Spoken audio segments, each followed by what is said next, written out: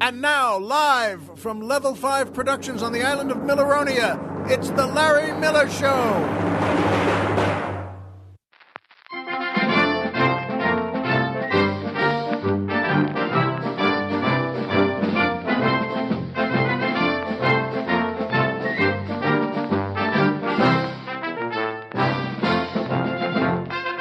Good evening, Mr. and Mrs. America, and everyone who loves stuffed toys.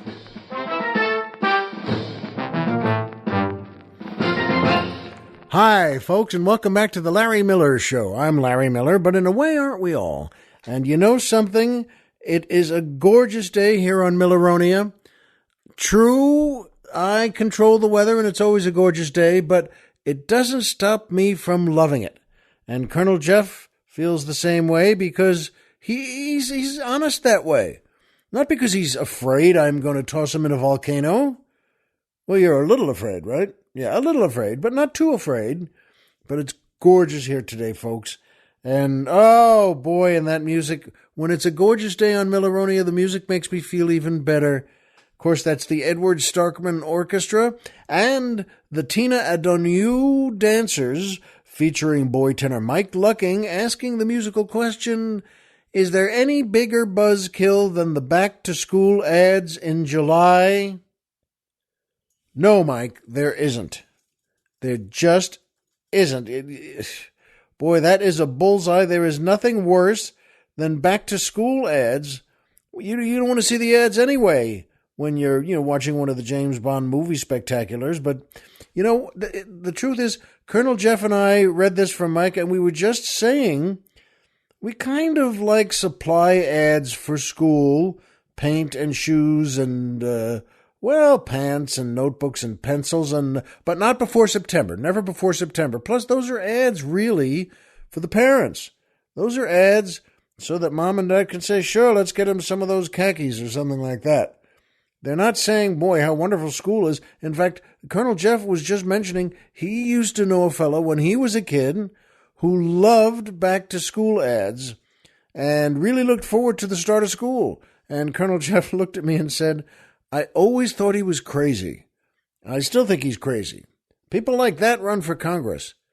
And you know what? That's actually the truth. They run for, even if not something as high as Congress, they'll run for mayor of their towns or supervisor for water or something or other than that. But you know what? No. I don't want to see back-to-school ads when I'm trying to watch Sean Connery and Ursula Andress dance with each other. And you know what? That is that. So good work. I don't even know if there was something when I was a kid. Did I want to see back-to-school ads? No. I don't think, no. Did you? No. I mean, we know we're going back to school, but it's still summer. It's July, or before that, it's June, for crying out loud. No back to school ads. Hey, looking forward to September? No, I'm not.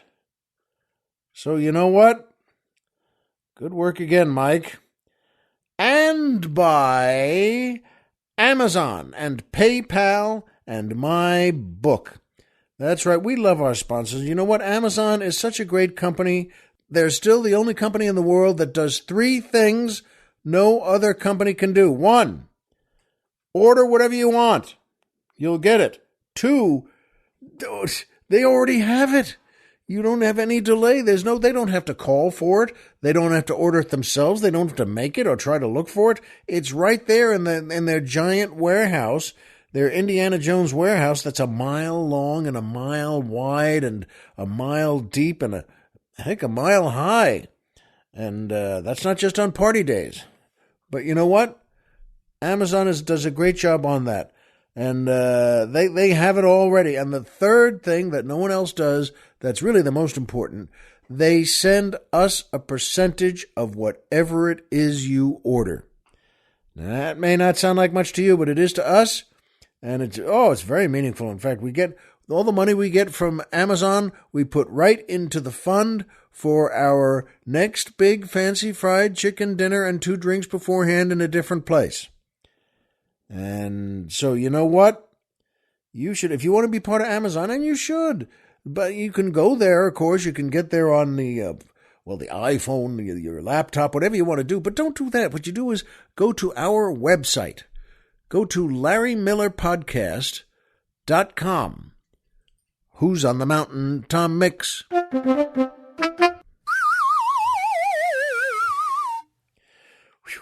Boy, I'm sorry. It must have been the locks. At any rate, go to our website. We have a banner that says Amazon. Click our banner, and we'll get you there. Click our banner. Go take a nap. Go lie down in your big lazy boy chair and put a magazine over your face and just get some Z's, and we'll get you there. Doesn't matter when you want to go. Colonel Jeff and I, it could be the middle of the night, it could be on Milleronia or back on the mainland, that the little red light on our phones goes off, and that's usually the one we only use to call the president. But boy, oh boy, we'll get you to Milleronia. We'll get together in the closest studio, and we'll get you there. And so, go to our website and go to Amazon. And buy PayPal. We have a banner for them, too. Boy, PayPal, you feel like you're saving the world when you work with PayPal, and maybe you are. Who knows? And PayPal is great if you enjoy my show, and why wouldn't you? And you'd like to send a few bucks here to help out, and why wouldn't you? You can do it through PayPal. That's right. Now, instead of saying donate, I don't like, words like that. Donate this, or pay what you like, or join the Platinum Committee. I always like to say, buy us some drinks. That's right. That's a good way to do it. And because there are different levels. There's levels 1 through 5, all the way up to... We're driving to Florida!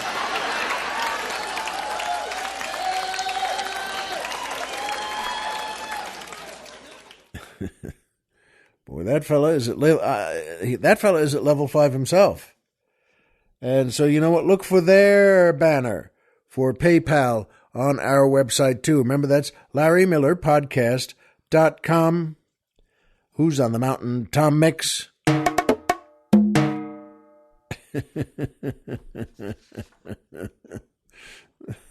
That's a pretty good one. The Colonel just patted himself on the back there, and he deserves that.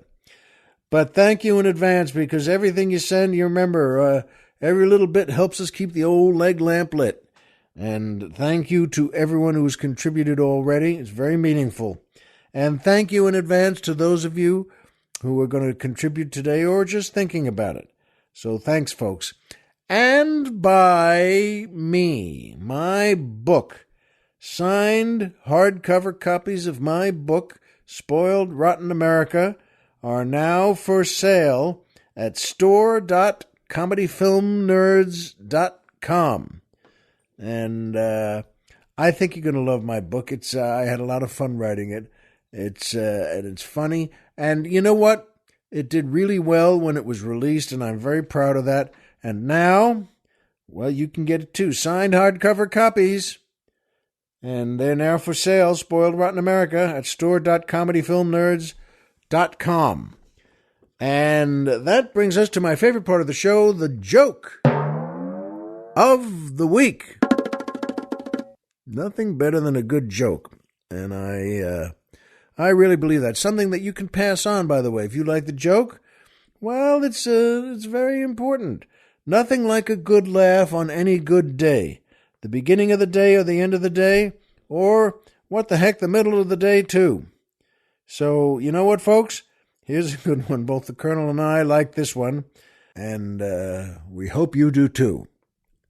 Our setting is a beautiful day on a highway out in the middle of nowhere, and a lovely blonde is driving a red sports car.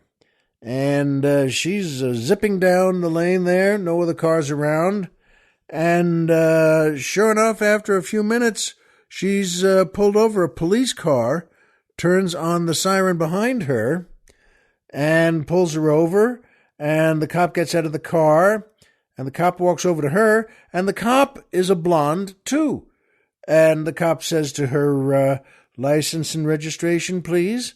And, well, like anyone would be, she's a little nervous in the red sports car, but she says, oh, okay, sure, yeah.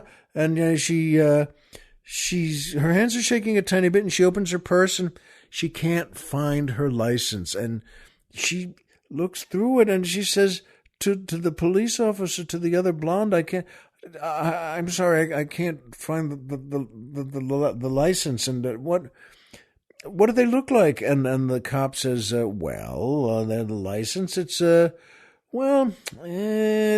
about the size of a credit card. It's rectangular, and it has you on it. It has your picture on it. And the blonde in the sports car says, okay. Oh, and she looks through again, and she really looks through, and, well, she finds a mirror, which is about that size. And she finds a little mirror about the size of a driver's license, and she picks it up and she looks at it, and she sees her own face in the mirror, and she thinks to herself, well, all right, yeah, maybe this is it. And she hands that to the police officer, and the officer looks at it and says, oh, that's all right, you can go on. I didn't realize you were a cop.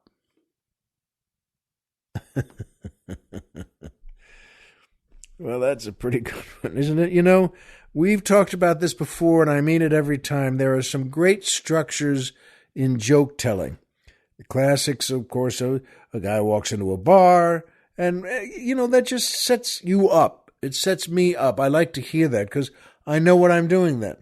And that's true with, just the word blonde somehow means that a blonde driving a sports car and a blonde driving a police car, and I'm already in that joke.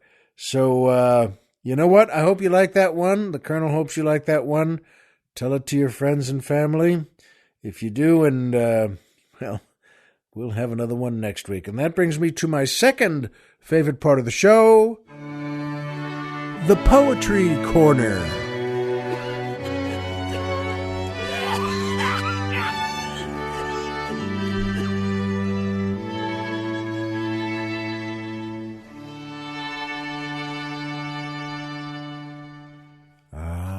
That string quartet also always puts me in a good mood, and this is a good one, folks. It's a good poem is just like a good joke. It's a great addition to life, and this one is written by Phyllis Wheatley, and I've read from her before. She was born in Gambia and was brought to America. She came to America. It's funny they used the word brought. She came to America. Wow, so she just decided to come to America. Well, she was brought here as a slave, and the family she was sold to taught her to read and write and encouraged her poetry. She had good poetic success, too, and then the family emancipated her. They set her free and bought two more. No, they didn't do that, but they could have, I guess. It's, in any case, Phyllis Wheatley was very talented and a good soul, and she wrote this one called A Hymn to the Morning. And here it is. Attend my lays, ye ever-honored nine. Assist my labors and my strains refine. In smoothest numbers pour the notes along, for bright Aurora now demands my song. Aurora, hail, and all the thousand dyes which deck thy progress through the vaulted skies. The morn awakes, and wide extends her rays. On every leaf the gentle zephyr plays. Harmonious lays the feathered race resume. Dart the bright eye, and shake the painted plume. Ye shady groves, your verdant gloom display, to shield your poet from the burning day. Calliope, awake the sacred lyre, while thy fair sisters fan the pleasing fire. The bowers, the gales, the variegated skies, in all their pleasures in my bosom rise. See in the east the illustrious King of Day, his rising radiance drives the shades away. But oh, I feel his fervid beams too strong, and scarce begun concludes the abortive song. Well, isn't that lovely? That's an interesting way to look at the sunrise. And she says earlier in that, the honored nine. And those are the planets, the 9 planets. And boy, oh boy, folks, a good poem by a good poet. Well, it's a good thing for us too, and I hope you like that one. And that brings me now to my third favorite part of the show. Triple M, the magic movie moment.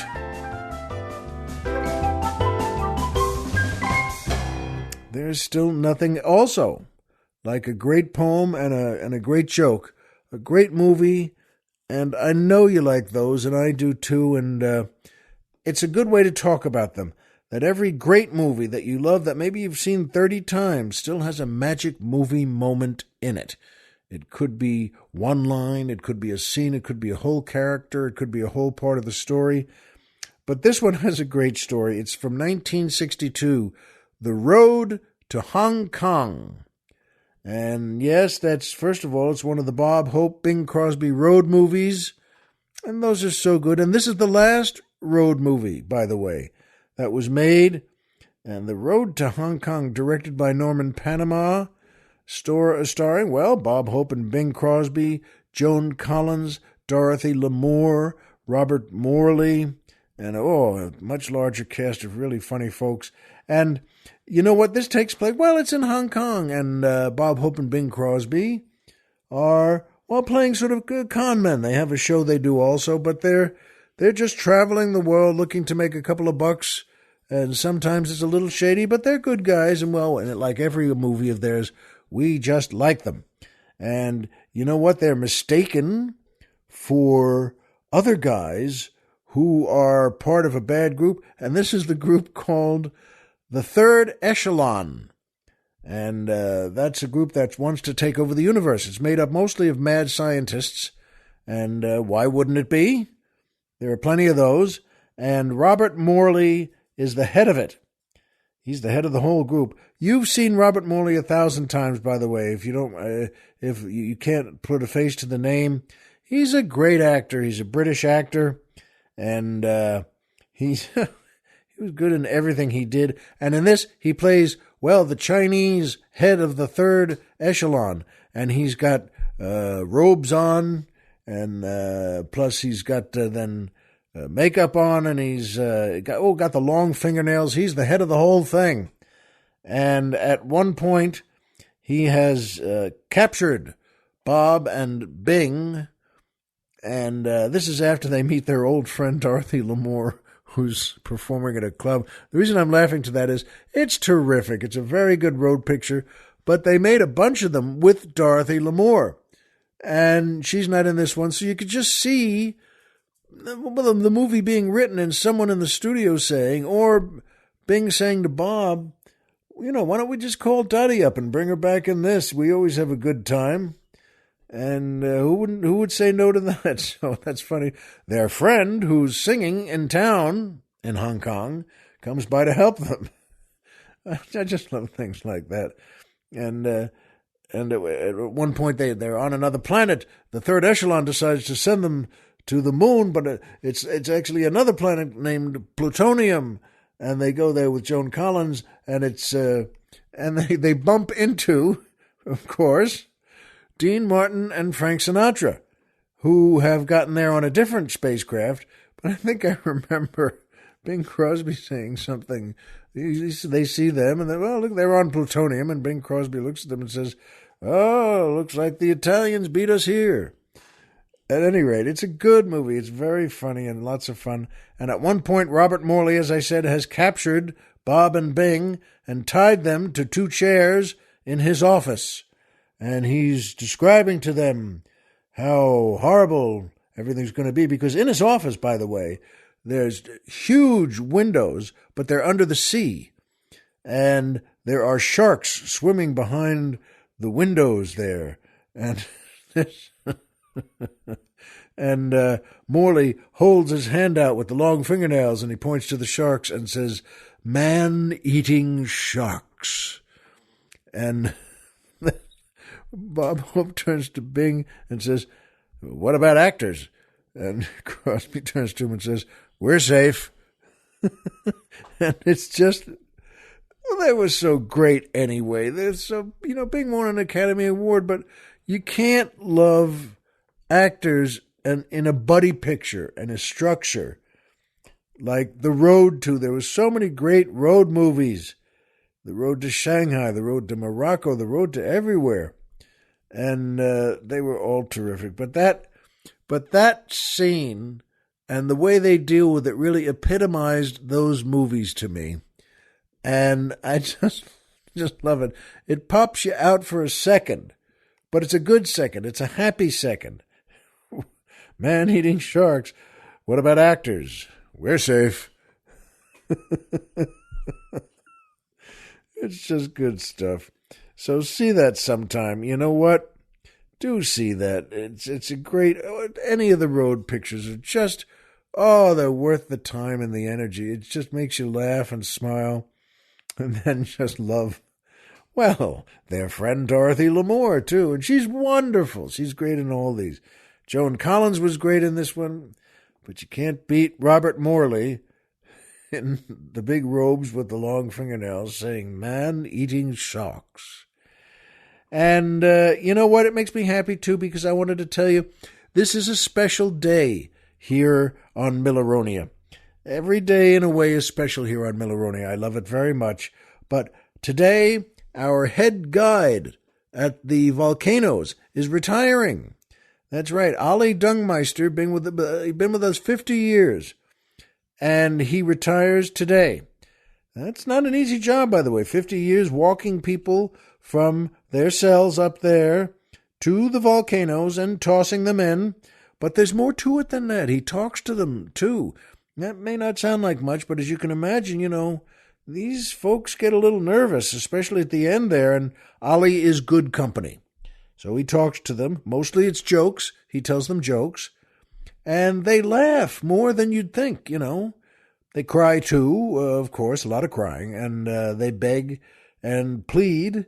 And sometimes they try to fight back. But, Ollie is a big fella, boy, and tough as nails. And over the years, he's broken a few of them in half.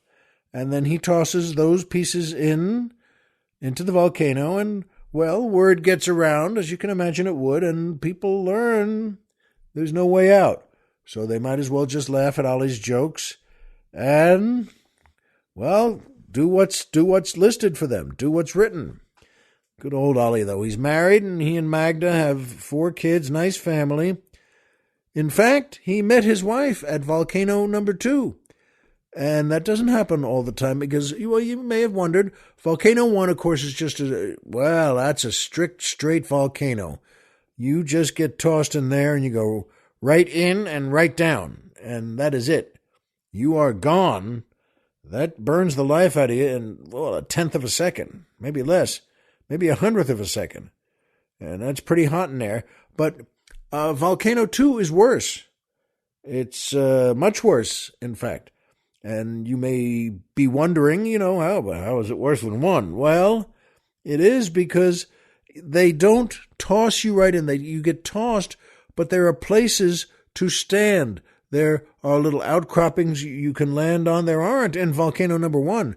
But in Volcano 2, well, if you hit one of those ledges there and you're on it, it's pretty hot down there, but you're not in the lava yet. And a number of folks have started to climb out. They're on a ledge and they, put one foot up and they get themselves up there. Obviously the guards don't let them. That's part of what being a god is. They have pea shooters and they can, just pop a pea right in someone's forehead there and it just,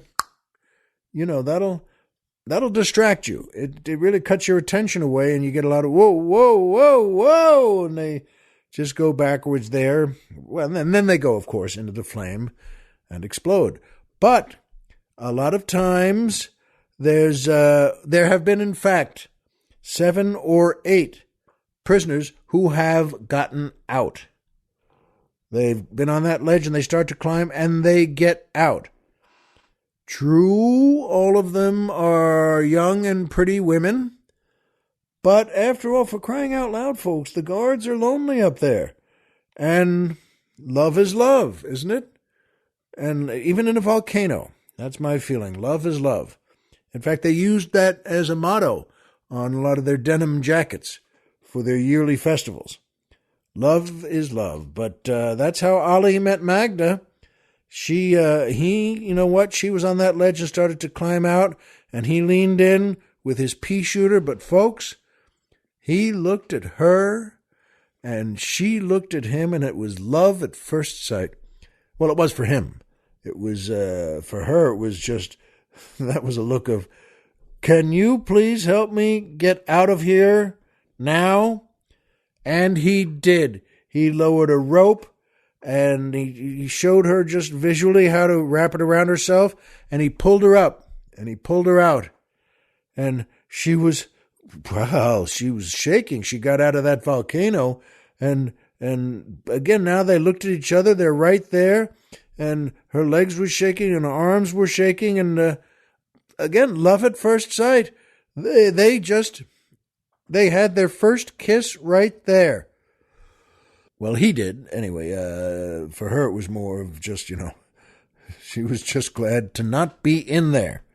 And he gave her a cup of water, and she was very grateful. And then he kissed her, and she kissed him, or just let him. And, well, they've had a great life. Let's see, he's been 50 years. He's been working for us up there on the volcanoes, and they've been married 37 years now. 4 kids, as I mentioned, and they've never had a fight. Isn't that something? Isn't that nice to know? Never one fight. Well, it's a unique situation. I mean, sometimes she gets mad at him. He's reading the paper at night after work, and he's got the sports section open, and then she just gets mad and starts saying, hey, we never go out. You never take me out. And why don't you take me out? Let's go out. And, he lets that go on for, what a good husband does, 30 seconds or a minute. And then he lowers the paper and just stares at her for a second. And that ends the fight right there, because she knows, first of all, he'll take her out and she can take him out. But arguing with him past a certain point is probably not a good idea, because he could right then just take her back to number 2. Even number 1 would be awful, but, he'd toss her back in number 2. And in any case, though, good old Ali and good old Magda, married 37 years now, and Ali retires today after 50 years walking people and tossing people into the volcanoes. And by the way, that's, our volcanoes have more there than you might think. We have a gift shop, a terrific gift shop, by the way. And that's a nice place to be, so that when people come to take a little look, you can take your family up there and warn them. And you can watch a couple of people get tossed in screaming, and that's what they do. I don't fault them for that. Hey, you might scream. I might scream too. And in any case, those gift shops, boy, they have so much. They have a lot of good coffee table books with photos and of before and after, let us say. And and they have the uniforms of the guards you can get. And those are nice too. I like them very much. They've given me one, every time they change, every year. And that's awfully nice. And they have, they have a gift shop. They do have a restaurant. It's a coffee shop type of affair that's attached and associated with the gift shop. And, the families just love it. So, Does it get hot there? Yes, it does. But you know what, folks? It's also hot in the Middle East. And I'm saying that because our older boy, the Marine, is in the Middle East now. He is deployed there. And I'm going to speak to him later, but he sent us a text already. He's been there about a week. And he said it's unbelievably hot. I guess that's no surprise, but boy, first-hand evidence of that. He says it's so hot, he says breathing there is like putting a hairdryer in your mouth. And boy, I bet it is. Can you imagine that? I've never had a hairdryer in my mouth, but I've never wanted to. Bet you haven't either. And I'll speak to him later and find out what's what, and I'll let you know next week.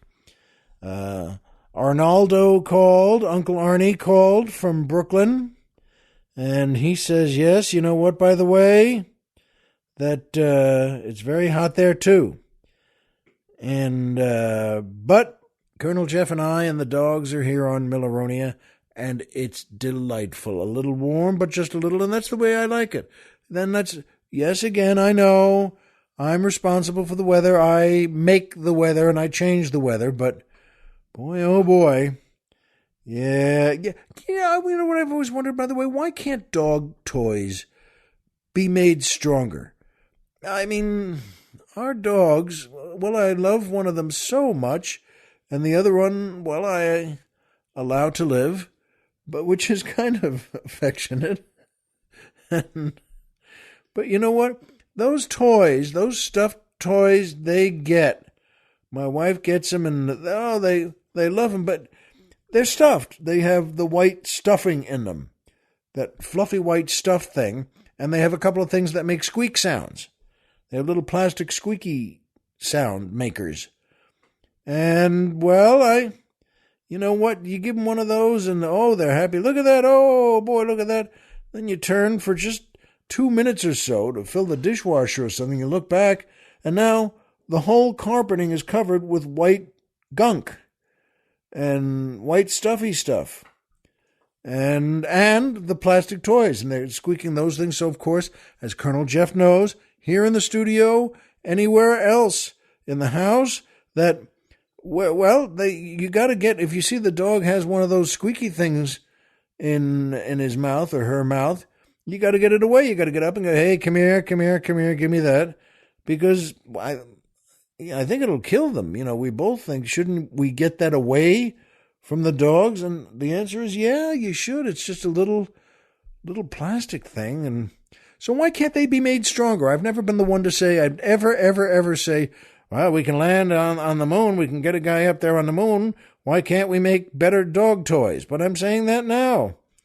And Colonel Jeff remembered, he said that when he was a boy back in farm country, that they had a bunch of dogs and just gave them things that were impossible to destroy as their toys, like a cow leg bone, which they love, or tennis balls they always like too. But I mean, the thing is that the dogs never got bored with them. They loved them every day, forever. And you can't destroy a cow leg bone. I mean, it's too late to ask the cow why not, but you can't. And they love them. So why can't we make things like that? Or just sell cow leg bones? And plus he said, by the way, their favorite toy, and this never changed, he said was a sock that you tie 2 nuts in. One here, one there, just 2 nuts. That's it. That's the toy. And they can play alone. They can whip that around, and they can fight together with it. And one gets 1 nut in the mouth, and the other gets another nut in the mouth, and they pull at each other. Those lasted for decades. And you know what? We forget sometimes that dogs don't need stuffed toys that squeak and look like bees and possums. The cuteness is lost on the dogs. I really believe that. And it's lost on me, too. I don't think they're so cute. Why is that cute? Why is a green bunny cute? the cuteness appeals to the owners buying it until, of course, the dog eats his head off. Not the owner, the rabbit. I mean, I don't know your dog and I don't know you. But you know what? How many times have you and I and the Colonel seen the dog chewing on the squeaky part and taking it away so he doesn't choke on it? A lot. That's how often it happens. And I know I say that because that's the way it is. And sure, they have things in them that, dogs, God bless them, are just the best. When they decided somewhere around, 1 million years ago, 100,000 years ago or something ago, that they wanted to leave their packs in the wilderness and join ours, be with you and me, and join our families and be loved by us. And we sure love them, and that's great. I'm glad they made that decision. And our two are right here on the floor in the studio as always. And here's the thing, though, that Ozzy, my dog, the one I love, the one who climbed on my shoulders when I met him at the doggy place, he's the sweetest, calmest, cuddliest family dog in history. I mean, and when the second dog, Maggie, strolls in, though, they both go back 1 million years to pack days, and they start growling and biting and swatting and scratching each other to death. And then, or that's some kind of foreplay, because he then always just climbs on her and arches his back. And you don't need to hear any more about that. If you do, I'm sorry, but I think you need to go back 1 million years. In any case, by the way, this all makes me rethink veterinarians. You know how we all think, oh, they're the kindest people in the world. They love all animals. They're not even their animals. And they're so good with them, and they're so affectionate with them. But, it dawned on me that, to spend that much time around killer beasts, they may be crazy. I mean, the vets that must get bitten and scratched themselves all the time. But just before we started recording today, I learned another doggy lesson, because they went to the bathroom in the house. Wink, wink, and but that happens sometimes. It has to happen. We had today on Milleronia, my wife had a little stomach flu and was still in bed, and thank goodness, I think she's better now. And but so I took the dogs away so that they wouldn't bark when the gardener came and wake everybody up. So I brought them down here, and I closed the door to the studio, and they were here. And then when Colonel Jeff got here, they love him. That's why I call him Uncle Jeff to them, and they just love him. Ozzy does, and Maggie just wants to kill him too. But I mean that's her head. But Ozzy, oh boy, just loves him. And then when I opened the door, I just checked, and everyone else was gone around the house. There was no gardener there anymore. So I opened the studio door, and they zipped around and ran out. And I saw just before we recorded, yes, downstairs here, right next to the studio, they relieved themselves. They did their business, as some people say.